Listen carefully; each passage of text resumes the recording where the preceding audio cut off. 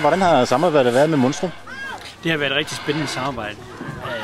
Ole er enormt kreativ, og vi har været igennem mange processer og mange skøre idéer. Jeg synes, han er god til at fange de ting, vi ikke rigtig kan sætte ord på, hvad det er, vi vil. Det er han god til at forstå, og han er god til at omsætte det til en legeplads, og det er jo det, det handler om. Det er noget af det vigtige, synes jeg, når man kommer til sådan nogen som os, som et eller andet sted har nogle skøre idéer til, hvad vi gerne vil, men vi har svært ved at omsætte det. Vi har svært ved at sige, hvad betyder det her egentlig som en legeplads. Og så også den her gang har vi også et ønske om, at det skulle være et læringsområde også, altså hvor man kombinerer leg og læring. Og det synes jeg, at Ole Monstrum var hurtig til at fange.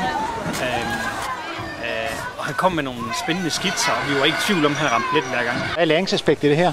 Læringsaspektet det er, at vi vil forsøge at bruge nogle af de ikoner, der ligesom er i Hirtshals, eller der er i Nordsøen. Nogle af de her ting, som folk kender til, og som der er en historie i. Ja. Nu kaskelotvalen handler jo selvfølgelig om Nordsøen, men vi har kurser her på Nordsømuseet, en skoletjeneste, der holder kurser omkring hvaler. Hvaler er jo også en del af Nordsøen. Det gode ved hvalen derude, det er jo simpelthen, at der har du en hval i naturlig størrelse, ikke også? Og det vil sige, at det vil være oplagt at tage elever i de yngre klasser med ind og sætte sig i hvalen der og snakke om, hvordan hvaler lever. Så vil jeg have lavet hvalorganer, altså hjerte og forskellige andre organer i naturlig størrelse, ikke også? Som man også får en fornemmelse af.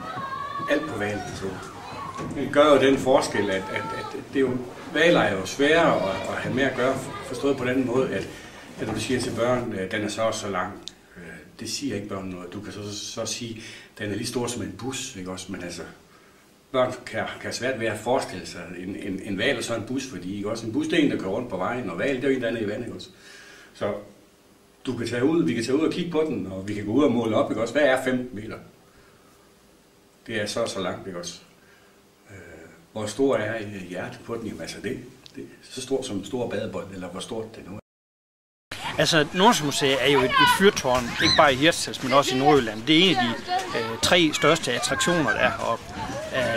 Det er en af de ting, der påvirker folks beslutning om, hvorvidt de skal holde ferie i Nordjylland eller ej.